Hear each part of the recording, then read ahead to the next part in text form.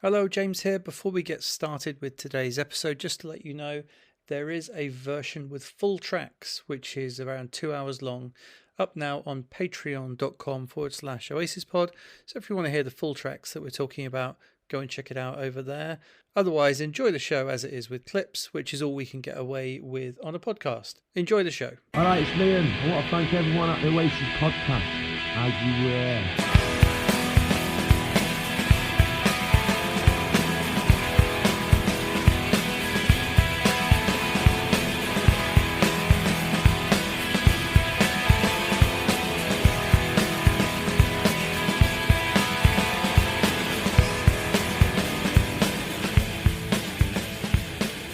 Hello, welcome back to the Oasis Podcast, the ultimate audio guide to Oasis. And today we've got a very exciting crossover episode as I'm joined by Adam from Listen Up DJs. How you doing, man?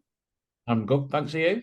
Yeah, all good, all good. Going to be a fun one today because I was on Twitter or X, or whatever you want to call it, and and I saw you put out a little tweet which was about who had the best Britpop bands north or south, right? And as a proud Southerner, I did comment, and actually I thought, well, probably north, actually, if when you take into account, well, does that give you Scotland, does that give you Wales, there's that whole argument.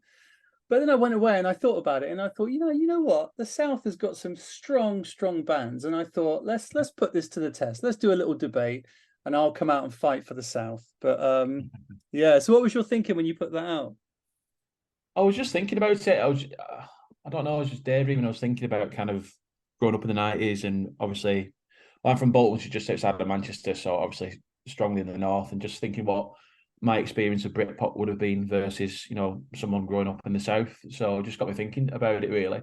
Put it out. Might be worth saving the results till the end. The Twitter vote. Well, hold on. That's not who wins. That's not the decider of who wins. But anyway, we'll maybe once we've done this, we'll say the result and then we'll put out our picks.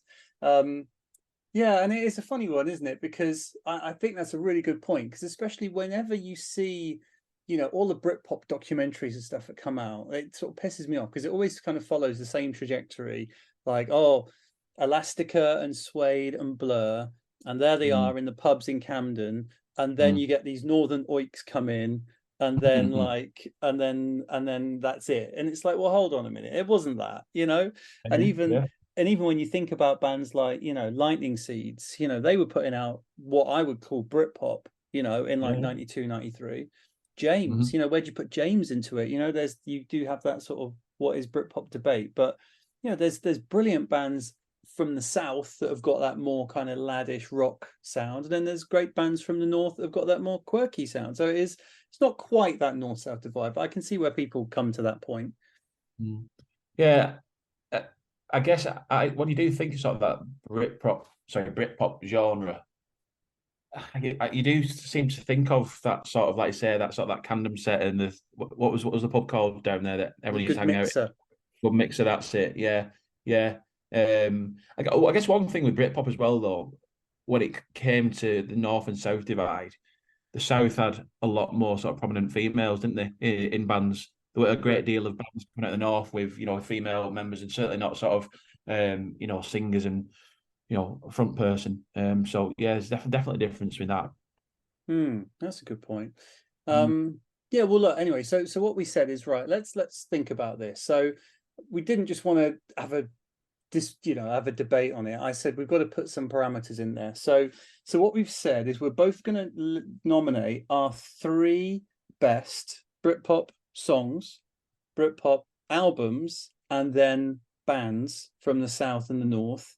And the rule is you can't pick the same person for each. So I can't pick Blur for song, album, and band. I can only pick them for one. So it forces us to do some more. And just to give people a heads up, so we are drawing a line. This became a bit of a debate, and if you Google kind of England north-south divide, basically the line kind of goes as a diagonal from just above Bristol. Bristol counts as south, and it's kind of a diagonal line across the country. So Birmingham is north. So if Ocean Colour Scene turn up, you can have them.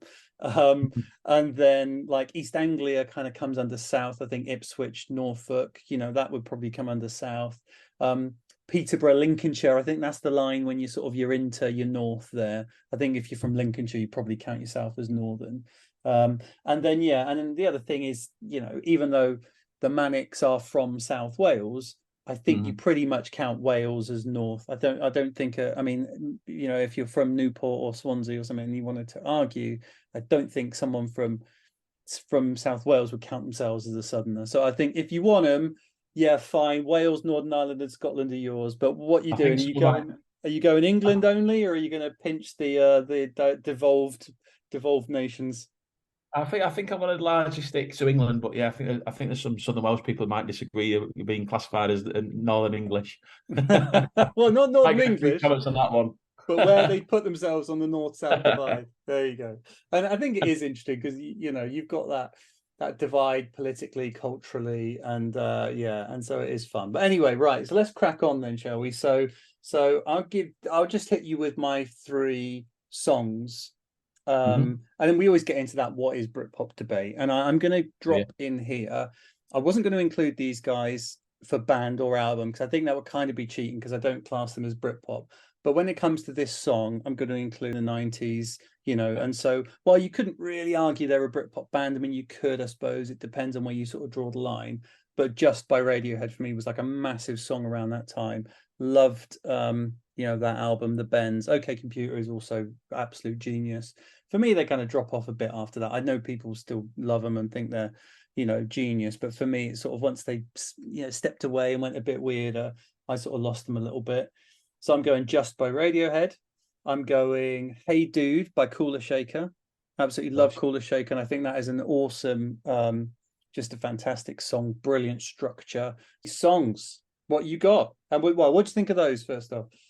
No, good choices. Yeah, good choices. Yes is a great shout. And I think that was the thing when it came to Britpop. You just had like so many bands wouldn't necessarily, go on to make great album after great album after great album. Sort of honorable mentions in there that I was like, well, no, I'm not going to say them there because then I'll keep that back because otherwise you'll know I haven't used them elsewhere. So go on anyway. So give us your 3 songs then. Yeah, so I found it quite difficult sticking. Obviously, I went with my favourite 3 bands first. Obviously, then that dictates obviously albums and the songs. But first of all, I've gone for Chasing Rainbows by Shed 7. Okay. For me, that's one of the best tracks of that era. I remember it was like, you had those bands coming through, like obviously Oasis, and we'll come on to this, were sort of like the trailblazers, weren't they? But it just seemed when you got into them and there was other bands of that ilk coming through. But yeah, I can still remember where I was when my mate first played me that track. I absolutely love it, and it's come a bit of an anthem, especially on Seahorses. Again, loved it when they came through, especially obviously Squire. That was really interesting for him to, have that another band following on from the Roses. Again, just a great track. The track obviously written by Helm, but obviously with his guitar on top. And then a little bit left field, this one, not the band. I've gone for Kelly's Heroes by Black Grape. Great. Yeah. I think they're probably a little bit overlooked sometimes when you think about Britpop. But I just like that link to. So I like that link to sort of like the Manchester scene with Sean, and the baggy scene, because obviously that informed a lot of Britpop as well. But ultimately the album, but particularly that song, is just a great track. Friday, so that's again that program like Britpop wise was central to it, wasn't it? So yeah, they're my 3 tracks. Fantastic, that's great. I'll tell you what, I was just watching on the Top of the Pops reruns, and they put on BBC4. And I watched one the other day, and it was I think 1st of June 95, I think, and it was Reverend Black Grape, which was just phenomenal. And then you also had Therapy, Reef, Pulp, Common People, and it was like, that is a great show. That's so good. Like, there was a couple of stinkers in there, like Robson and Jerome being at number 1 was just like, ugh. But I remember that as a kid, like you're seeing all these amazing bands. It's like, and number 1 again is Robson and Jerome. Like, fuck off, I'll scratch them off my list then. But they're both Northerners, aren't they? You could have had that in Chain Melody. So brilliant stuff. And what was it? The other ones, Kelly's Heroes, great. Yeah, Blinded by the Sun, the guitar playing on that, you can just sort of, you can just listen. There's a couple of little runs he does in there, and you understand how he does that. And yeah, Chasing Ravens, to be honest, like that was never one of my favorites. Maybe it's being a Southerner, but I liked like Getting Better and a few of their other tracks like Bully Boy and things like that. But but no, I get it's an anthem. And the big thing with them, I suppose, is that, probably they've stood the test of time in their success levels, maybe better than anyone. The fact that they play arenas when they do their tours, and yet, there's bands like Cast and Dodgy and people like that were bigger than them at the time, and got better press and better reviews and things like that. And now they're like playing pubs, and Shed 7 are bloody playing arenas. It's amazing. So still producing good stuff as well. I mean, like the recent album and stuff was, some pretty decent tracks on there as well. But just live as well, and you go watching them, it's just awesome. So, yeah, awesome, good. Well, there you go. So, people listening, what are you going for songs? There's some classics in there. Good. All right, albums. So, I'll go first again. So, I've got 3 albums here. I have Elastica with their debut, Elastica.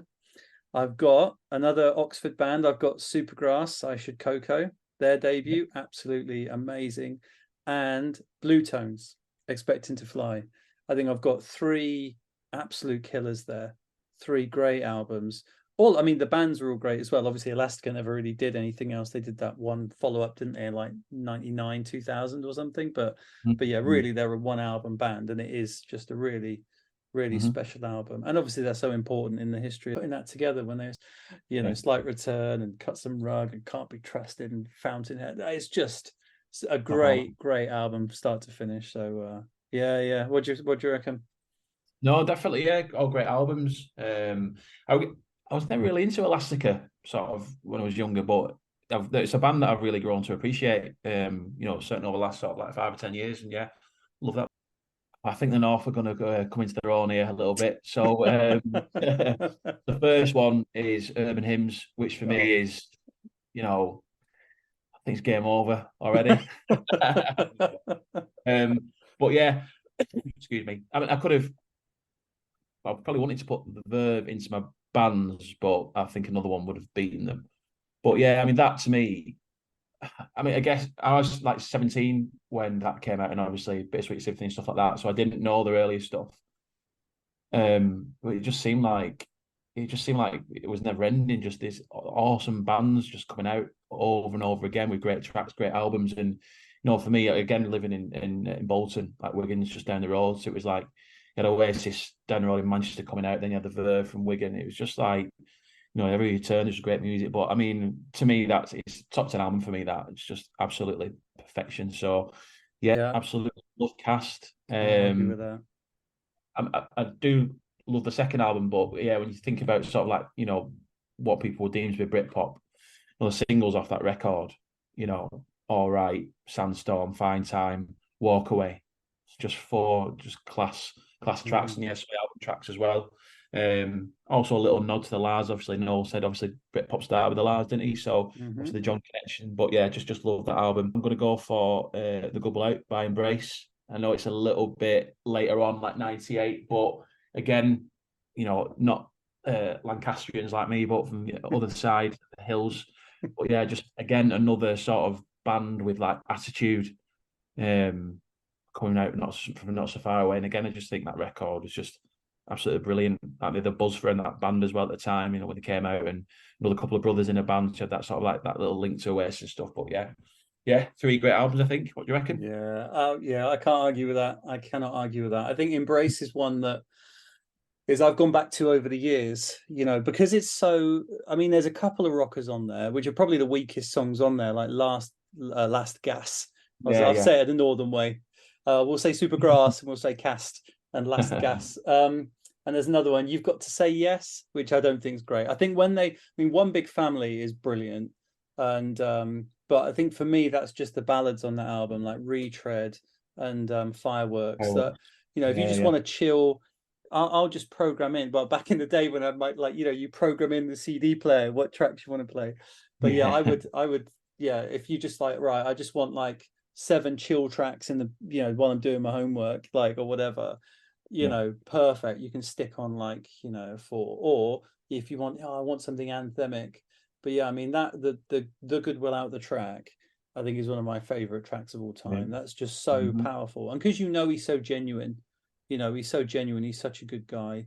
Well, they're all good guys, aren't they? Have you had any of the Embrace guys on? Yeah, we had a couple of on. We had Mickey Dale on recently as well. They invited us over to a gig in was it Sheffield, and again, still when you see them live these days, it's still great. And I thought there was some decent stuff in the last few albums, to be honest. So still making great music. Yeah, they're really amazing. Because I've interviewed the bass player Steve. Yes, we had Steve as well. Yeah, great guy. And but I haven't had on Danny. But Danny did my friend Katie's podcast Sound Effects, and it was amazing. Like, he just opened up so much, all about his history, about everything he'd been through. It was really powerful listen. So emotional, so open emotionally. I was so amazed by that. And actually I went back and listened to their stuff again after that, and it's like, yeah, you can hear it. He's so open, and they got so much abuse, and you think, God, that guy, he was bearing his soul, and they were, just slagging him off. Yeah. No, I guess there might be a few people who would say it's not Britpop. So there's this argument that sort of like B&O came out and that was the end of it, or no going to Downing Street and all that. But 98 still, a great British guitar. I mean, that's the thing. I think that they're definitely on the edge, and there's other bands that came out in 98 that was like, are they, would you count them? But for me, I mean, I think we're the same age. So I was 17, 18, I was 17, 97. And so for me, like those singles coming out, throughout 97, the album's 98, but it wasn't, it didn't matter. I mean, I wasn't like, oh, that has officially finished now. You're still going to gigs and buying the NME and stuff. It's like, it wasn't quite as exciting, but there was still amazing stuff coming out all the time. But anyway, I think it's a lot of it is snobby twats who were like 5 years older than us, who were like, oh no, it's not cool now because once after David Devont and the Spirit Wife released their first album, it was over.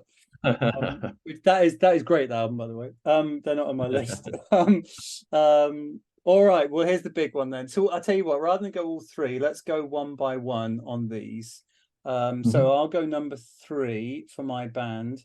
I'll go Suede.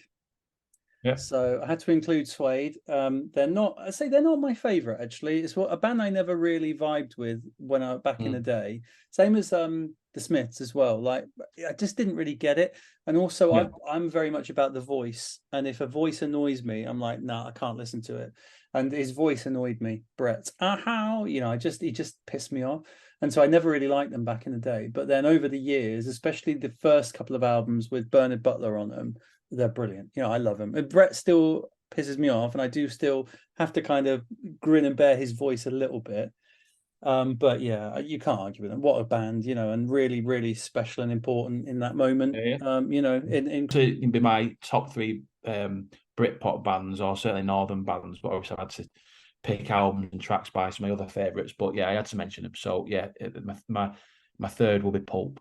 Yeah, no, absolutely. I think Pulp will probably be my second favorite band after Oasis. I mean, I've said this on the pod before, but back in in the 90s, I carved a band name into my desk, which pissed my parents off. But it wasn't Oasis I carved; it was Pulp. Pulp were a really, really big band for me. They're sort of, I still love them, but they sort of, Oasis probably overtook them. But but it is funny, like when you think about the Northern bands, and actually Pulp are more thrown in. If you split it in like the quirky bands and then the more rockier bands, Pulp sort of sit in the quirky band category with Suede and Blur. So it's funny that, isn't it? So I mean, Sheffield, I suppose, is sort of its own kind of. It's funny when we talk about North South. Often, like Newcastle feels different. Like the Geordie sound is different, and then the Liverpool sound is different, and then Sheffield is often its own thing, isn't it? There's sort of a quirkiness about Sheffield often. Even going back to like the Human League and people like that. Yeah, no, definitely. I didn't dislike them, and like you could recognise the like say Disco 2000 stuff like that. Common People. Just any compilation, a Britpop compilation, is going to have those tracks on. So got to mention them. They got to be in there. They got to be in there. No, I'd love it. They were here because this is not a band, it's a person. Right. I'm going, it's the only person, whenever I do the, you can throw in the only solo artist, Paul Weller. Yeah. So you got to include him, I think. Like, yes, he was around from the 70s, but in that time period, he was so important. He was that link to the past. The Oasis loved him, and there was such an important link there. There he was, and he was actually, we think of him now as being like really old. He was only like 35. Yeah. You know what I mean? Which is just crazy, really. But actually, because he was so young when the Jam came out, that you sort of thought of him as being like this really old guy. He was only like 3 years older than Jarvis, but yeah, it was amazing, really. So no, Weller, what a legend, obviously for the Jam. Even Style Council's great, but yeah, for that period, from the first album, which probably wouldn't count as Britpop, was a bit too early, but then Wildwood, Heavy Soul, and obviously Stanley Road, just amazing. And so yeah, Weller's a bit of a cheeky one because he's not a band, but he counts. He counts. No, absolutely, yeah. So, yeah. Oh, I love him. No, I love Paul Weller. I probably get some stick for this, but I prefer listening to his solo stuff than Jam and Style Council. Just again, probably through growing up with it.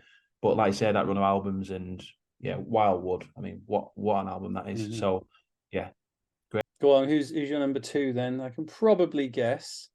So yeah, weirdly, sort of aligned to Weller. Again, there'll be some debate in terms of North-South divide, but one of my favourite bands of all time, Ocean Colour Scene. I mean, again, a band that gets stick, probably got stick at the time, certainly gets stick now, but the songs and the albums they produced over the years, Simon Fowler's voice, all great players as well. But yeah, I just getting into sort of Oasis first of all, and then a band coming on like Ocean Colour Scene, or that sort of like throwback to the 60s, and obviously that mod sort of vibe.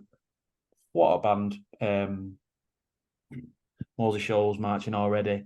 I love a lot of the latest stuff. I know it's not Britpop as such, but yeah, just spoiled for choice, weren't we, with bands like that? Absolutely incredible band. Yeah, no, I agree. I think that the amazing thing about them for me as well, almost like I was saying about Supergrass, it's like the individual players were amazing. Like one thing you didn't really have in Britpop as much. Like when you look back at the 70s, it was like, this guitar player, even the 80s with the rock stuff like Van Halen, Eddie Van Halen or Tony Iommi for Black Sabbath. It was all about individual players, but you never really had that much in Britpop. I suppose you had Bernard and Suede and things like that. But Ocean Colour Scene, you look at those individual players and they're all just incredible. So hence when Weller was like, right, I'm picking the best bass player and the best guitar player. And that was it. And when you hear tracks like 100 Mile High City and things like that, it's like, it's so clever. The way it jumps around and stuff. And I don't think Britpop's normally about the songs. You know what I mean? That's what normally people focus on, is big songs, bouncy choruses, thumping chords. But OCS, I don't think they get the respect for this. As a group of 4 individual players, Oscar the drummer's fantastic. Simon, what a voice. Actually, as a group of 4 players, are right up there for me with like the other bands I'd put in that bracket would be like The Who and the Stone Roses. There's like individual a 4-piece that are just all phenomenal players. You know what I mean? Yeah. I think, again, we'll come on to it, but obviously B-sides was a massive thing. More so in the 90s, certainly is now, but obviously with Oasis in that decade. But some of the B-sides Ocean Colour Scene had as well, just phenomenal tracks. There's those collections you can get with all the B-sides on, just great tracks. Brilliant band. Best band, but in best song, I think there's a few options there.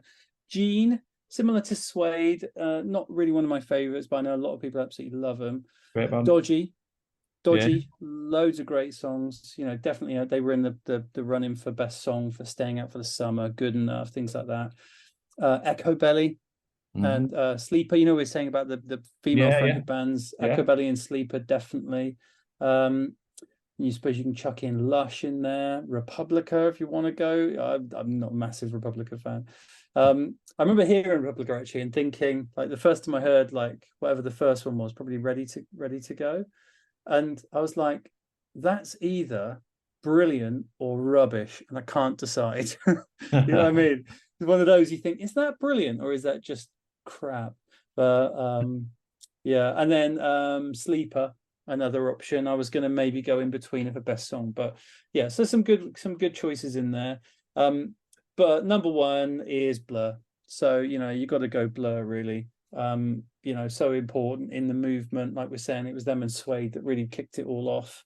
One of those ones that came from the baggy days that still was able to sort of transfer across, whereas a lot of bands like, The Farm, for instance, or In Spiral Carpets, you know what I mean? There's a lot of bands that had that moment in like 90, 92, 93, but then never really kind of got that bump in Britpop world. But yeah, Blur obviously did. Blur made that move, whether it's the fashion aspect as well or whatever it was. But being being poppy, and Damon being a pretty boy as well was obviously helpful. That got the teeny boppers on side. People forget that, I think. When you look back, it's like it was pop. It was really young people going, and seeing them on Top of the Pops and things. Actually, watching the reruns, it's like, it was really young kids, just like lusting after these young pop stars, the same as they do over, whoever like the current pop band of the day is. They were an indie band. So yeah, people forget that. But Blur, I mean, what more can you say? And the new album, the new album they put out this year is probably my album of the year. I haven't heard a huge amount of new stuff this year, but I think that album is amazing as well. So yeah, just a remarkable, incredible band, amazing back catalogue, reinvented themselves every album. The only time they didn't was The Great Escape, which is probably people think is their weakest album, but I still think there's some amazing tracks on that. But just again in the 90s, I was probably overly loyal to Northern bands, but yeah, again, I liked them at the time, and I've grown to like them even more, to be honest. What a talent Damon Albarn is as well. To think he's done, aside from Blur, and you're right, that the latest stuff, the new album and the lead single as well, I thought was really good. So, I mean, a band who's selling at Wembley Stadium, still, just says it all, doesn't it? Really. So, yeah, good band. Not a great band. Absolutely. All right. So then, so I suppose your number one, I can guess it's Northern Uproar. Yeah, I mean, got to be, hasn't it? Got to be Oasis. Changed my life, honestly, and that sounds really sort of a little bit melodramatic, but I mean, I've got the 7-inch Wonderwall framed on my wall just over here. Remember hearing that song at school, and that was it. That put me on to all the bands that I've talked about. That just kind of just opened the door to all that, and just everything, just like the fashion, the attitude. Most important band in my life. Certainly the best band in the 90s of that era. Yeah, I'd say one thing, and funnily enough, with you mentioning Blur, I don't know what you thought about it at the time and now, but I just hated that that Battle of the Band things, Roll With It and Country House. When you think about the tracks they produced, and they were being sort of put up against each other with tracks like that were just like Roll With It for me is like one of Oasis' weakest singles, and Country House, I'm not into that at all by Blur. They had so many much better songs than that, but yeah, I wasn't into all that kind of stuff. And especially, it's, I don't necessarily say it caused the divide as such, but Britpop was, is sort of all inclusive, all over the country. The whole country was producing great music, wasn't it? So there wasn't any need for that. But yeah, just getting back onto Oasis, I mean, yeah, I just feel like I don't need to say it. It's game over, isn't it? It's got to be. Oh dear. And look, well, I've got my Britpop band list here, so I'll just give you some alternatives. So people you didn't mention, right? So you got Black Grape in there, Boo Radley's you could have had. This is what you could have won. This is now. You could have gone with, because it's North, the Scandinavian bands. We call them honorary Britpop. So you could have had Wanna Dies, Cardigans. You could have had Soundtrack of Our Lives. Soundtrack of Our Lives, absolutely. Divine Comedy and Ash from Northern Ireland. You could have had. We've got Stereophonics. From South Wales. Then you've got Stereophonics. You've got Gorky's. I got Igminky. You've got Manic Street Preachers. You've got Heavy Stereo. They were going by honorary members then. Honorary mention. So James, I mean, yeah. Some of these I don't sort of that they were producing. Merseyside, aren't they? I think. Ah, right, yeah, of course, yeah. Yeah. Great I band. th I think of them as being Southerners, but they're not. I Yeah, think true, yeah, they're same, not from same. Liverpool, but I think they're from Mhm. Merseyside. Mhm. Someone can correct me. Yeah, you got some great bands in there. Northern Uproar, to be fair. Yeah. I do pick on them as being like the sort of the rubbish. They're the example, I think, of like when it went like, okay, let's just find anyone with a haircut and a guitar, But they've got some good tunes, to be fair to them. Space from Liverpool as well. I was literally about to say Space. Yeah. Yeah, another one of those brilliant Scouse bands. And then and if you go in like Wales, then you've got very 60-foot Dolls even. There's some great ones. And then you go Scotland, you've got Travis, Supernaturals. There's some good ones there, but White Out. Anyway, all good. Yeah. So, well, on that bombshell that there was a lot of good Britpop bands. So what do you think? Having gone through, have you been swung over to the southern side, or are you still adamant that the north wins it? No, definitely north. But best bands, best albums, best tracks, best gear, best attitude. I reckon. Well, I suppose what we can agree is if it had only been the northern bands or the southern bands, it wouldn't have been what it was. You needed a bit of everything, don't you? You needed that. If it was just that kind of quirky kind of Camden scene, or just like the Ponce kind of clever Oxford bands, it wouldn't have been the same. And then and obviously with Oasis coming through. And then the Verve, that giving the Verve the bump. I mean, the Verve, like you said, Urban Hymns in '97. It's almost like a different thing, like Radiohead's, like Verve do count as Britpop definitely, but they are different. Like same as sort of Radiohead, really.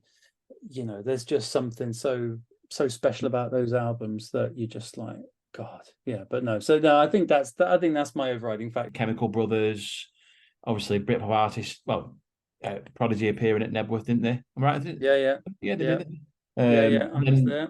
All your trip hop stuff as Slim. well. Yeah.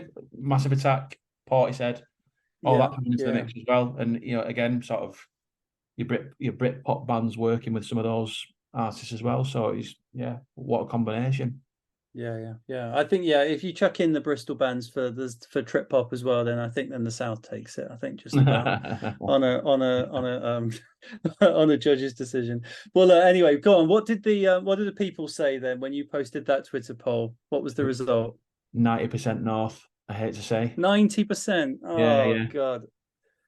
Although I did retweet that out. Number one, so you guys are Listen Up Manchester, right? So your followers are primarily going to be Manchester people that go and see you. And also I retweeted it as well to 12,000 Oasis fans who follow me. So they're going to go Oasis, aren't they? So give me that one. No, and I don't think that's a fair reflection, to be honest. Like I say, it'll be much closer than that, but yeah. All right. Well, I'll tell you what. Look, what we'll do is we'll post that. And what are you guys up to much? Have you got anything planned? Yeah, we got some stuff coming up. We just come back from DJing at Shine On, which was really cool. Oh, amazing! How was that? Yeah, it's really good. We've done it for the last 3 years now, and funnily enough, we've ended up like DJing with you mentioned before Republica, Space. We played with Matt Chadwick from Levelers. The last time, so yeah, it's great. I don't know if you've ever been. It's well worth checking out. It's just great bands. It's a really good vibe. And we just started a new night in Manchester every Friday night at 33 Oldham Street. That's just a wall to wall Manchester music all night. So yeah, fantastic. Great Northern music. There we go. Awesome. Well, I'll have to come up and check that out. That would be great. Oh, yeah. 33 Oldham Street. Whereabouts is that in the city then? Next to 35. I only say that because someone seriously asked us that question once. Said, "Oh, where's 33 Oldham Street?" I said, "Oh, between 31 and 35." And it's in the north. It's joking apart. It's in the northern quarter. Not northern quarter. Okay. Gardens. Yeah. All right, fair enough. What was it? There's a guy that a family member knows, and he's like 7'2". Right. And so because people ask him all the time, like, "How tall are you?" And so he says, "Oh, I'm 5'27". Or something like that. But anyway, it is annoying, isn't it? But yeah, Cool. All right. Well, that sounds great. It's great because there's bands they bring bands back, like like small like Dixie's band and stuff like that. They bring them back for like occasional gigs and stuff. So you just get to see some great bands. And yeah, I mean the thing is they don't pay us for it. But there's 3 of us go down and they give us like access to the festival all weekend. They pay for all our food all weekend, or like we get riders when you DJ and stuff. And ultimately we get to like play with like bands we grew up with and stuff. We play like Chris Elm. We DJ'd before and after Chris Elm once, so that was really cool. But like when they have like a restaurant on the complex for artists, we don't classify ourselves as artists. I'm an artiste. Yeah. Piss eyes. Yeah. But you end up like they sit down and last time you sit down and Steve Lamacq sat across from you and Clint Boone's walking past, and yeah, it's great. It's really good. It's really good fun. So it's getting too old for it these days. I can't cope with drinking anymore. Yeah. Adam, so anyway, thank you very much, mate. So where can the kids find you online? What's the best option? Yeah, you can check out our website, listenup.co.uk, or alternatively at listenup_ on Twitter, Listen Up Music on Facebook, or at listenupmusic_ MCR on Instagram. Brilliant. Sounds good, mate. And then, as I said, Friday nights at 33. That's the one. Get down. Brilliant. I have to get... it's a little music for you. Yeah, northern music. No. All right, mate. We'll come down and play the Jericho Tavern in Oxford. There you go. Then I might... I'd love to.